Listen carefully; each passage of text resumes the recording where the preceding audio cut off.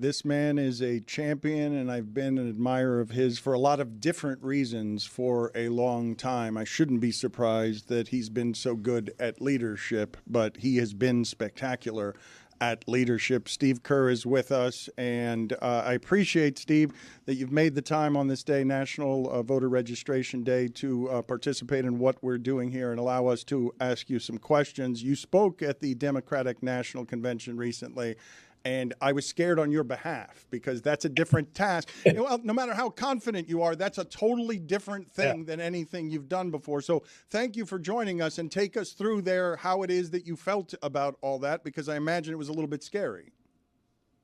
Yeah, and well, first of all, thank you guys for what you're doing today. I think it's really important to get everybody registered, as many people as possible. So appreciate the work you guys are doing. Yeah, that was an interesting experience, and they asked me to do it a couple of days before I went on, and I really gave it a lot of thought because I knew I was going to take a lot of heat for it. But I wanted to make sure I got the right message across, what was most important to me, and after thinking about it, I realized, hey, they asked me for a reason. They think it matters that I speak my mind. And so I decided to do it. And it was very nerve-wracking, but I'm glad I did it. Met a lot of great people. There was a lot of great energy in the building, and a lot of fun to be part of. Did you get a lot of heat, though? I got some emails, but generally speaking, the vast majority of people who contacted me were very supportive.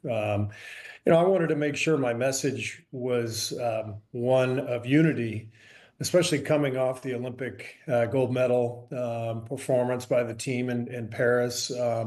I just think the political rhetoric, really the national rhetoric in a lot of platforms is just so ugly these days and divisive. And so I just wanted to make sure my message was a reminder to people that, when we come together in a lot of different ways, we can accomplish a lot. I think it applies to sports. It applies to our country, too. And we need to come together. I'm going to read some of the tweets to you right now. Steve Kerr is a clown. Steve Kerr is a moron. Steve Kerr is a coward. Steve Kerr was born in Lebanon. We should deport this human degenerate right back there. Go to hell, Steve Kerr. It's not that I don't like you. I hate your guts. I hope I read a headline about your premature demise with 5 exclamation points. That's why I got off of social media several years ago. Ignorance is bliss, Dan. When you mention nerve-wracking, how does it compare to other times you've been nervous? Like, where does it rank in the times that Steve Kerr has been most anxious about doing something?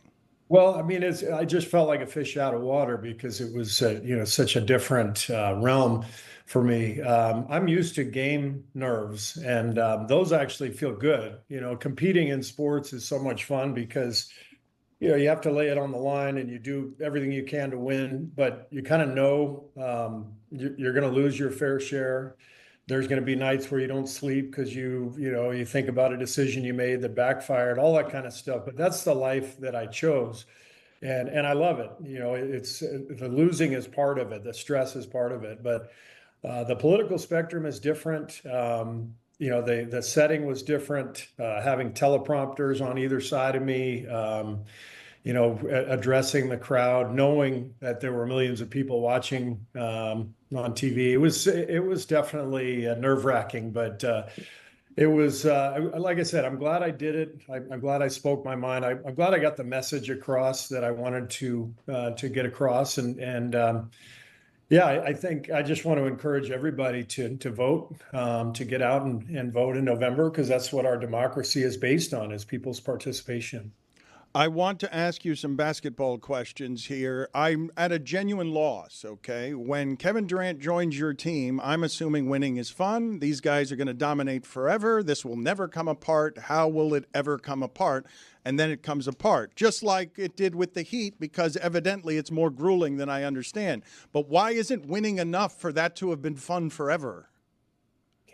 I just don't think life works that way. It's everybody is on a path, on a journey, each individual player, and to try to keep teams together is so tricky because there are just a lot of circumstances that occur. And so no matter what sport, you mentioned the Heat, our team with the Warriors, it sounds great. Just keep it all together for forever. But things get in the way. The thing for me is those years were incredible. I loved coaching Kevin. I think that last year that he was here, he was visibly wanting to move on. We could feel it, and that was his choice as a free agent. Everything that he gave to us and brought to us, we will be thankful for that forever. And it's been really fun to coach him a couple of times since, both in Tokyo as an assistant coach for Pop, and then in Paris a couple of months ago. So Kevin's an incredible player, and I'm blessed to have been able to coach him. Steve, that's interesting. In what ways, in that final year, in what ways could you feel him wanting to leave? I think, just you can tell when somebody's happy or not. And part of my job as a coach is to try to connect with each individual guy to understand their story, their set of circumstances, what they're trying to accomplish. And it was obvious to everyone that Kevin just needed a new challenge. He was looking to move on, and I give him a lot of credit. He tried everything he could at the end of that season to come back, and came back in the finals, and literally gave his Achilles to our team. So I still feel awful for him in that regard, that he had to go through that injury. But the way he's come back has been amazing. And again, it's just life. This happens in every business and relationships. Sometimes, people just need to move forward, and it's really not as big of a deal as it might seem. You say things get in the way. What one thing gets in the way the most?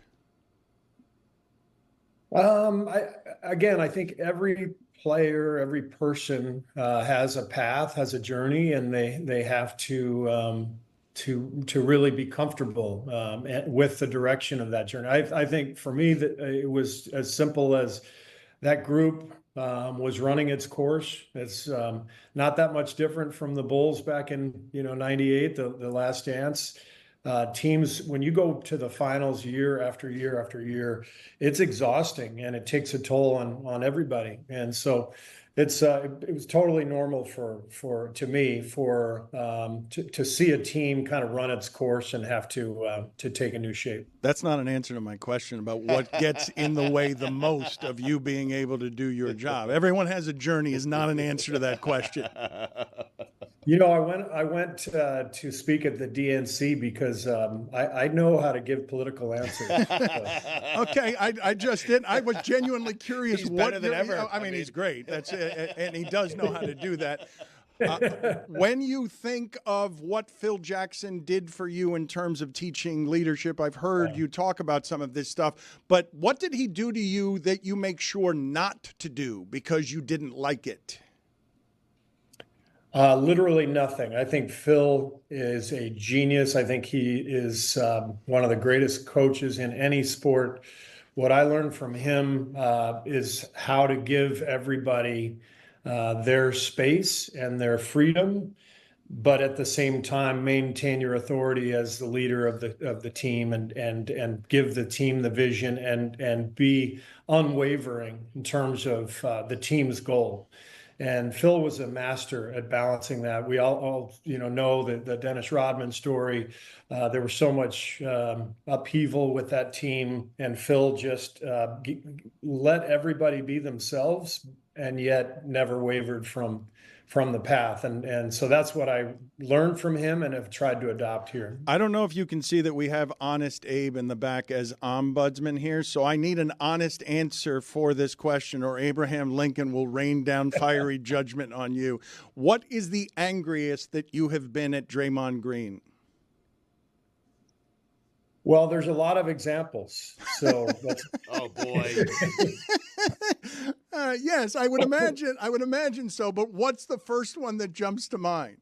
I think that for sure the Jordan Poole incident. Draymond and I are a lot alike in many ways. People probably wouldn't see that from the outside, but we're both kind of maniacal competitors, and we've lost our minds with each other during games over whatever, disagreements about strategy.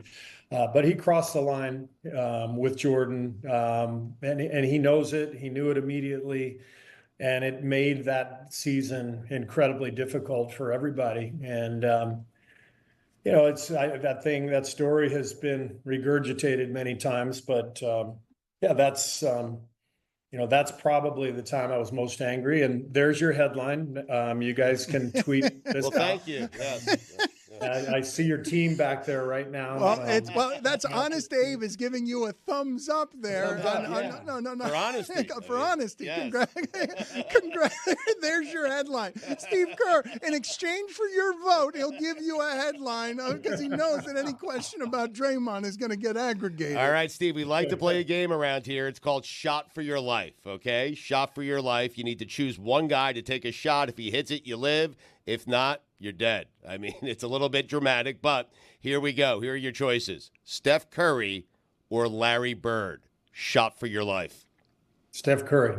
Wow, you are dead. He did not stop. He didn't hesitate. Of course, he chose the greatest shooter ever. It's easy. That was the easiest question I've ever had to answer. No disrespect to Larry Bird. That's up to Larry. Steve, thank you for being on with us. Don't be a stranger, sir. It's always a pleasure talking to you. Congratulations on all the success. Thank you, guys. Thanks for having me.